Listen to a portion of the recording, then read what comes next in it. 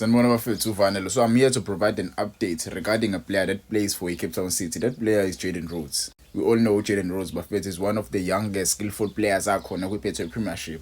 But-ke khumbulani-ke, Jayden Rhodes doesn't play kwi-Betway Premiership anymore because Cape Town City was relegated when they lost to Orbit College go 1-0.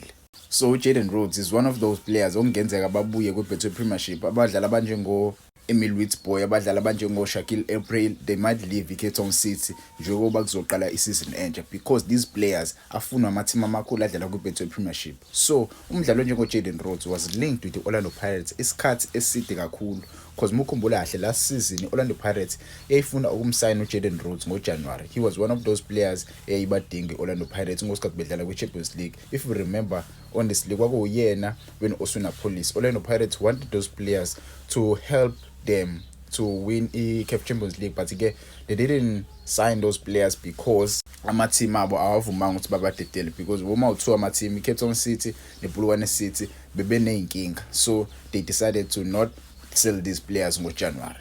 Bulwane City-ke igcine ivumile ukuthi imdayisi Osuna Police ku-Orlando Pirates. Orlando Pirates right now isina Osuna Police, isinabo Sipho Mbule, so basamfuna uJayden Rhodes. Don't get it twisted, they still want Jayden Rhodes. Kodwa uma usubheke ama-players i-Orlando Pirates siwasayinile.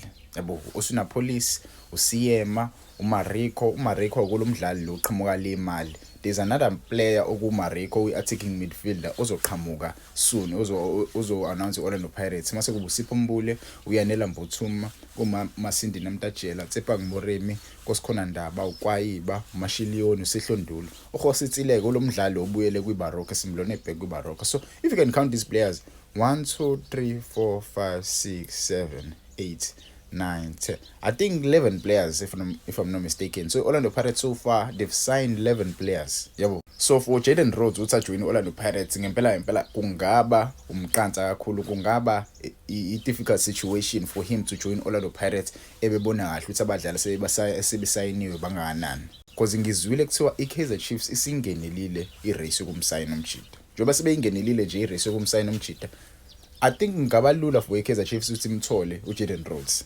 Ngicela ngizwe kahle. Kungaba lula ukuthi iKaizer Chiefs imthole because if you can watch isquad seKaizer Chiefs, iKaizer Chiefs right now they don't have ama-players are skillful. They don't have ama-players abangarelaya kona kuyikhathi nje eziningi. Yabo, umdlalo nje koJayden Rhodes angafika kwiKaizer Chiefs aqale even on the starting lineup because uMjida lo une-skill, uyakwazi ukudlala.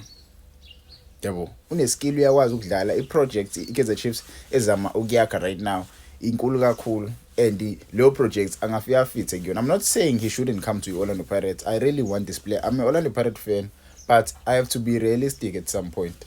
We have to be realistic. Look at the players we have right now.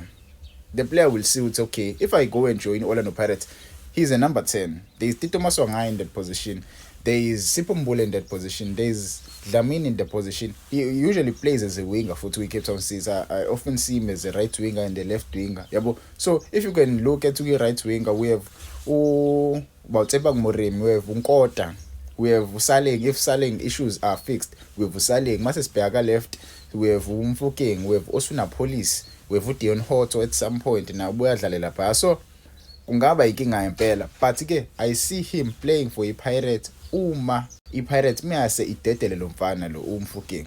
If uMfokeng miyase ayele Europe, well, I can see Orlando Pirates izama ukumsigna uJayden Rhodes because I don't see him playing for Orlando Pirates currently because these players we signed already, I think they cover a space sack.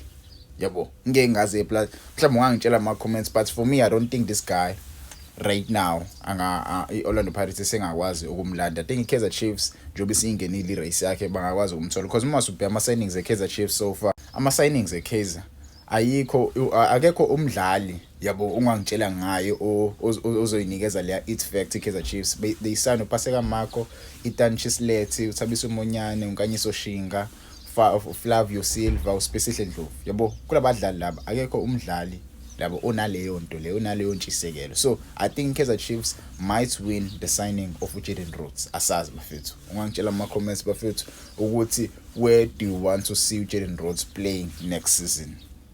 Where do you want to play? Maybe usengahlala eCape Town City, but it's highly unlikely to stay at Cape Town City because umdlali lo ne-wage enkulu kakhulu kwi-Cape Town City. Yabo iCape Town City ngabe iyayibulala kakhulu because ama-wages azohafulwa lapha ezansi. Yabo njengoba i-team isiye ku-NFD, ama-wages azohafulwa. Each and every player ohola imali eningi uzoshaya i-wage cuts lapha.